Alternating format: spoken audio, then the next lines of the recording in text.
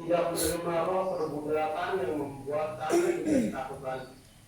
Tetapi kamu telah menerima roh yang menjadikan kamu anak Allah. Oleh roh itu kita berseru, ya Aba, ya Bapa. Roh itu bersaksi bersama-sama dengan roh kita. Roh kita adalah anak-anak Allah. Dan jika kita adalah anak, maka kita juga adalah ahli waris. Maksudnya orang-orang yang berhak menerima janji-janji Allah, yang akan menerimanya bersama-sama dengan Kristus, yaitu jika kita menderita bersama-sama dengan Dia, supaya kita juga dipermuliakan bersama-sama dengan Dia. Amin, puji Tuhan. Roh 18 ya. ya sampai 18. Roma 8. Halo. Shalom, selamat bergabung Abang dari Papua. Kita setelah membaca firman Tuhan dari Roma 8 ayat 15. Sebab kamu tidak menerima roh perbudakan. For you didn't receive the spirit of bondage again. Roh perbudakan yang membuat kamu menjadi takut lagi. Yang membuat manusia takut adalah karena roh perbudakan, spirit of bondage. Ketika Adam jatuh ke dalam dosa, iblis membelenggu seluruh umat manusia di dalam perbudakan, di bawah kutuk. Tetapi bagi kita yang telah menerima spirit of adoption, atau kita telah menerima kelahiran baru, menerima roh yang menjadikan kita anak Allah, kita sudah diadopsi. Ketika seseorang mengadopsi, ada pasangan suami istri, dia mengadopsi bayi, mengadopsi seorang bayi, maka bayi itu diangkat menjadi anaknya, menjadi anaknya yang sah. Nah, kita sebagai Gentiles atau bangsa non-Yahudi telah diangkat atau diadopsi.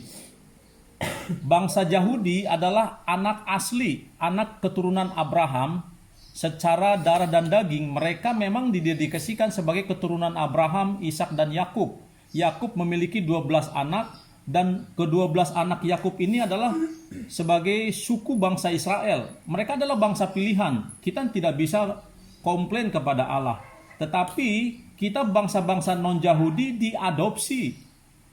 Kita diadopsi.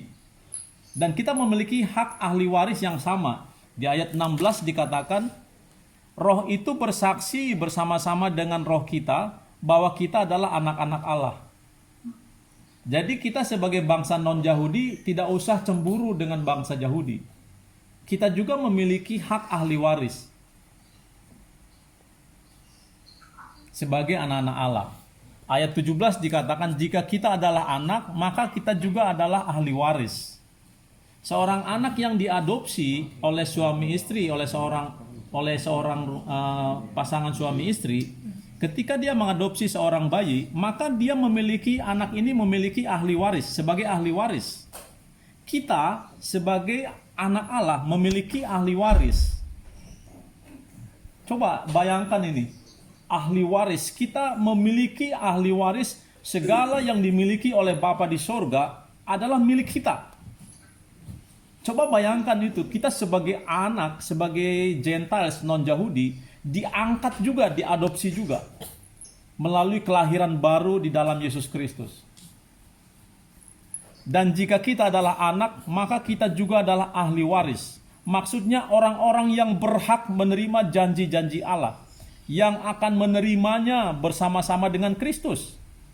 Yaitu jika kita menderita bersama-sama dengan Dia. Nah, kata menderita ini jangan salah mengerti. Bukan menderita, kita menderita, mengalami penderitaan seperti apa yang kita lihat di dunia ini. Bukan seperti itu penderitaan yang dimaksudkan oleh Allah. Penderitaan maksudnya di ayat 17 di sini adalah sebagai konsekuensi ketika kita diadopsi sebagai anak Tuhan. Mungkin ada orang-orang yang iri hati orang-orang yang mau menghambat kita karena kita sebagai anak Tuhan. Mungkin itu di kantor, mungkin itu di masyarakat atau di lingkungan. Seperti di negara kita di Indonesia mayoritas beragama Muslim. Banyak gereja mengalami aniaya, bahkan gereja yang dibakar, gereja yang dirubuhkan. Itulah penderitaan itu. Jadi penderitaan yang dimaksudkan di ayat 17 di sini adalah kita sebagai pengikut Kristus mengalami penolakan oleh roh dunia. Jadi tidak usah takut karena Kristus mengalaminya. Dikatakan di sini, jika kita menderita bersama-sama dengan Dia, supaya kita juga dipermuliakan bersama-sama dengan Dia. Jadi kita berbahagia kalau mengalami aniaya itu. Itu suatu bukti bahwa kita adalah anak Tuhan yang bukan dari dunia ini. Jadi ini menghibur kita. Jangan membuat kita menjadi takut ketika dikatakan bahwa yang akan menerimanya bersama-sama dengan Kristus, yaitu jika kita menderita bersama-sama dengan Dia. Ketika kita melihat penderitaan Kristus, ketika Kristus hidup selama 33 tahun setengah, penderitaan yang kita alami ini tidak ada apa-apanya dibandingkan dengan penderitaan Kristus. Kristus sampai mati menderita di kayu salib adalah penderitaan yang sangat kritis, penderitaan yang tidak ada bandingannya. Penderitaan kita saat ini mungkin hanya berupa aniaya atau tekanan atau pikiran. Tetapi janganlah kita menjadi kecewa karena kita telah menjadi anak Tuhan di dunia ini. Itulah kira-kira maksud daripada penderitaan itu. Nah, sekarang coba kita lihat 1 Yohanes 3 ayat 1 sampai 3. 1 Yohanes 3 ayat 1. Lihatlah betapa besarnya kasih yang dikaruniakan Bapa kepada kita, sehingga kita disebut anak-anak Allah. Lihatlah betapa besarnya kasih yang dikaruniakan Bapa kepada kita, sehingga kita disebut anak-anak Allah. Dan memang kita adalah anak-anak Allah, karena itu dunia tidak mengenal kita, sebab dunia tidak mengenal Dia. Saudara-saudaraku yang kekasih, sekarang kita adalah anak-anak Allah, tetapi belum nyata apa keadaan kita kelak. Nah, saya mau jelaskan di sini. Keadaan kita sebagai anak-anak Allah belum nyata, karena masih di dalam tubuh darah dan daging. Pernah melihat cerita Yesus yang telah bangkit dari mati? Kan Yesus sempat hidup di bumi 40 hari. Nah, itulah tubuh kemuliaan yang diterima oleh Yesus. Seperti itulah yang akan kita terima ketika kita pindah dari tubuh yang rumah yang lama ini pindah ke tubuh yang baru. Itulah yang akan kita terima. Kemuliaan yang dimiliki. Ingat waktu Yesus menampakkan diri setelah bangkit kepada murid-muridnya. Coba, Thomas, kamu cucukkan jarimu ke tanganku. Lalu lihat aku ini. Aku ini bukan hantu. Rupanya masih sama, tetapi tubuhnya tubuh yang baru. 40 hari Yesus menunjukkan dalam kemuliaannya, dalam tubuhnya yang baru, dia masih makan dan minum, tetapi bukan lagi tinggal di dalam tubuh yang lama. Seperti itulah yang akan kita lihat. Nah, ayat 2 di sana dikatakan bahwa tetapi belum nyata apa keadaan kita kelak. Akan tetapi kita tahu bahwa apabila Kristus menyatakan dirinya. Nah, apa maksudnya ini? Apabila Kristus menyatakan dirinya, itu adalah rapture. Waktu Yesus datang nanti menjemput kita, Yesus tidak turun ke dunia, tetapi Dia di awan-awan, di udara itu menjemput kita, lalu kita naik ke atas. Yang pertama yang diangkat adalah keluarga kita, orang-orang yang mati di dalam Tuhan, mereka dulu diangkat, makanya nanti banyak kuburan terbuka, roh orang-orang yang mati akan naik, lalu menyusul kita yang masih hidup terangkat. Coba bayangkan seluruh dunia, gereja akan naik. Dan seluruh makhluk menyaksikannya.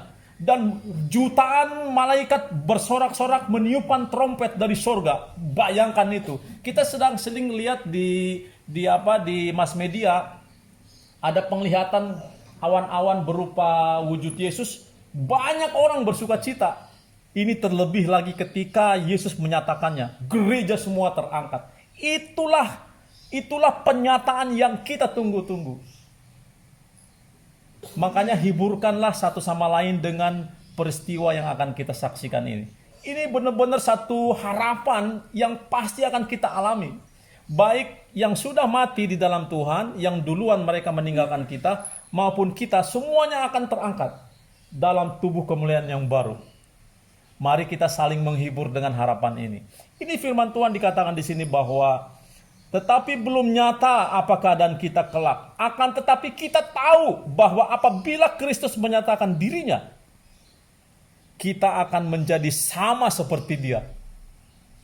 Sebab kita akan melihat Dia dalam keadaannya yang sebenarnya. Wow, ini luar biasa.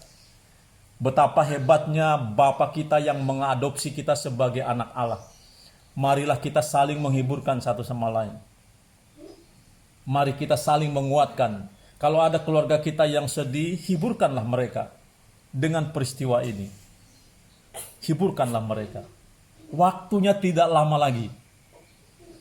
Mungkin ada keluarga kita yang belum menerima Yesus sebagai Tuhan dan Juru Selamat. Mari kita ajak mereka supaya mereka sama-sama diangkat bersama Tuhan. Puji Tuhan, kiranya ini kabar baik yang saya sampaikan. Yang pertama tadi dari Roma 8 ayat 15, 16 dan 17, bahwa kita telah diadopsi menjadi anak Allah dan kita menerima warisan. Kita akan tinggal bersama Allah bersama-sama selama-lamanya. Lalu yang kedua dari 1 Yohanes pasal 3 ayat 1 sampai 3. Ketiga ayat ini biarlah tinggal di dalam hati kita, meneguhkan iman kita. Saat-saat COVID-19 ini seluruh dunia menderita takut, namun kita sebagai gereja bersukacita. Bukan apa yang kita lihat keadaan, tetapi pengharapan di dalam Kristus. Saya mengucapkan berkat untuk keluarga kita semuanya, bersukacita dan tetap sehat, dan Tuhan senantiasa ada di dalam kendalinya. Dia mengendalikan seluruh jagat raya ini, dan kita sebagai anaknya ada di dalam perlindungannya. Tuhan Yesus memberkati. Puji Tuhan. Baik, kita nyanyikan satu pujian.